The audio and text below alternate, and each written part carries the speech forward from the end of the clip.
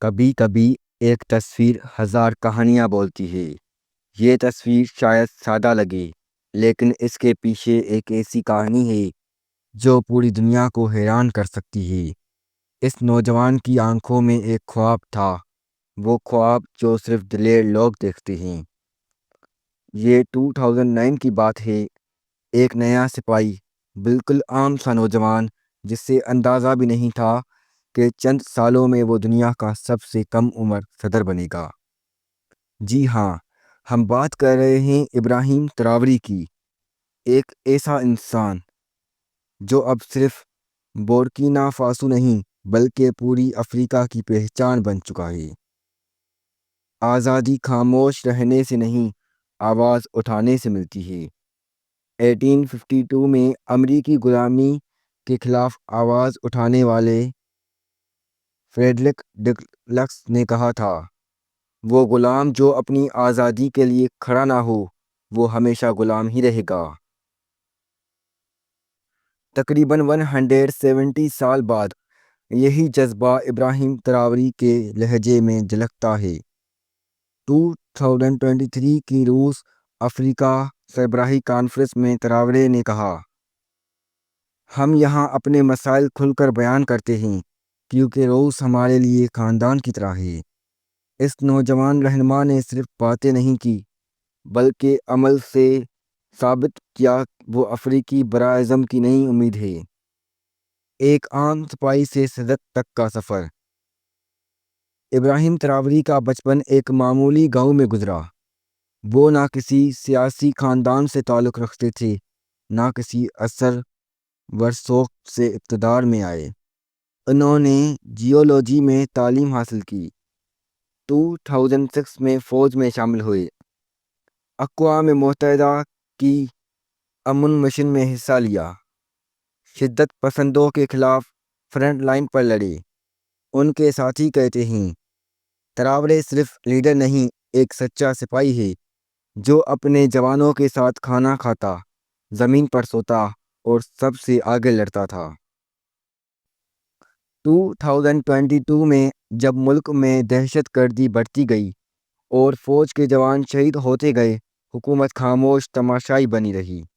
آخر کار 30 ستمبر 2022 کو تراورے نے ہتھیار نہیں عزم اٹھایا۔ انہوں نے صدر دامیبا کو اقتدار سے ہٹا دیا اور خود اقتدار سنبھالا، لیکن صرف خود کے لیے نہیں، قوم کی بقا کے لیے۔ انہوں نے قسم کھائی، میں قوم، آئین، انصاف اور عوام کے لیے کھڑا ہوں، چاہے اس کے لیے کتنی بھی قربانی کیوں نہ دینی پڑے۔ تنخواہ نہیں، خدمت۔ ابراہیم تراورے نے صدر بننے کے بعد صدارتی تنخواہ لینے سے انکار کر لیا۔ پرتعیش محل کے بجائے عام گھر میں رہنا پسند کیا، پرانی گاڑی اور فوجی یونیفارم کو ترجیح دی۔ وہ کہتے ہیں، جب میری عوام فاقہ کشی میں ہو تو میں عشرت میں کیسے رہ سکتا ہوں۔ روس کے ساتھ تعلق، مغرب کی بے چینی۔ تراورے نے کھلے عام کہا، ہمیں باہر سے واگنر کی ضرورت نہیں، ہمارے پاس اپنے رضاکار موجود ہیں جو ملک کے لیے جان دینے کو تیار ہیں۔ روس کے ساتھ ان کی قربت نے مغربی ممالک کو پریشان کیا، مگر وہ صاف کہہ چکے ہیں، روس ہمارا اتحادی ہے کیونکہ ہم دونوں مظلوموں کی سرزمین سے تعلق رکھتے ہیں۔ تراورے نے ابتدا میں جولائی 2024 تک انتخابات کرانے کا وعدہ کیا تھا، لیکن مئی 2024 میں عبوری حکومت نے اقتدار مزید 5 سال تک بڑھا دیا۔ کچھ لوگ اسے جمہوریت سے پیچھے ہٹنا سمجھتے ہیں، کچھ اسے استحکام کی کوشش۔ ابراہیم تراورے صرف صدر نہیں، ایک سوچ، ایک تحریک، ایک جدوجہد کا نام ہے۔ وہ ان کروڑوں افریقی نوجوانوں کے لیے مثال ہے جو سمجھتے تھے کہ ان کی آواز بے اثر ہے۔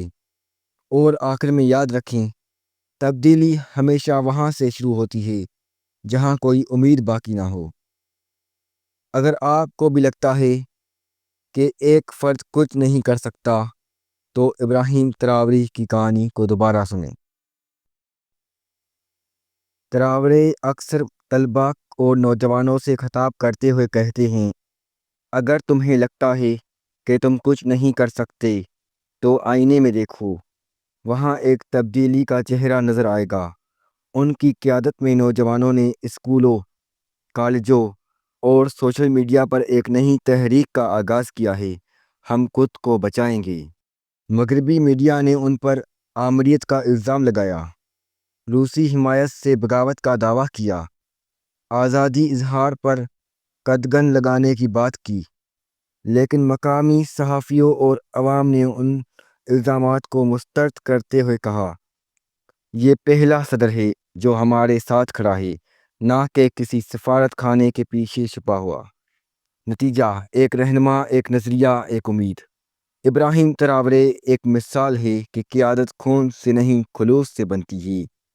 وہ آج بھی فرنٹ لائن پر فوجیوں کے ساتھ جاتے ہیں، گاؤں گاؤں جا کر عوام کی بات سنتے ہیں اور سب سے بڑھ کر وعدوں پر قائم رہتے ہیں۔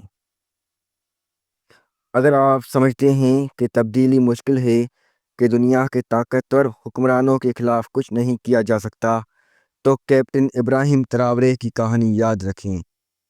یہ کہانی صرف بورکینا فاسو کی نہیں، ہر اس نوجوان کی ہے جو غربت میں پیدا ہوا، محرومیوں میں پلا، لیکن خواب دیکھنے سے باز نہ آیا۔